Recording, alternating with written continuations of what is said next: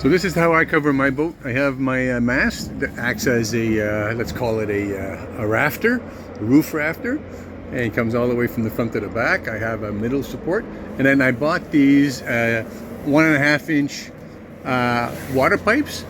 I bought them and they come in like 200-foot rolls or whatever, and I made, you know, ribs basically.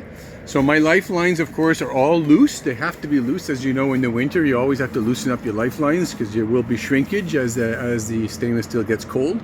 And then I have the I added some 1-inch water pipe as well, all plastic. They come in 300 or 400-foot rolls or whatever. So I have a cross member that goes all the way from the front to the back, and then I have all the spare ribs over here.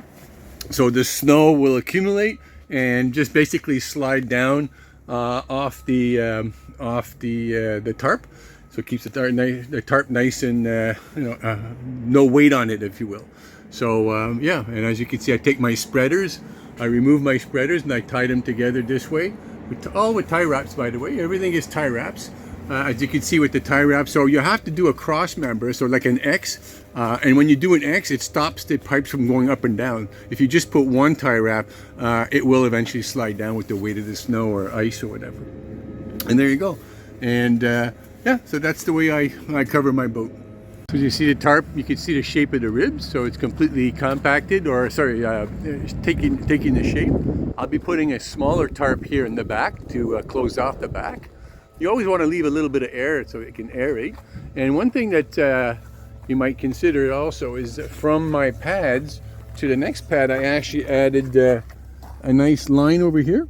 So that adds flexibility, and much easier too when you're installing it. You can just lace it at that point, and it still gives you easy access underneath the boat as well. You don't have to go underneath the boat.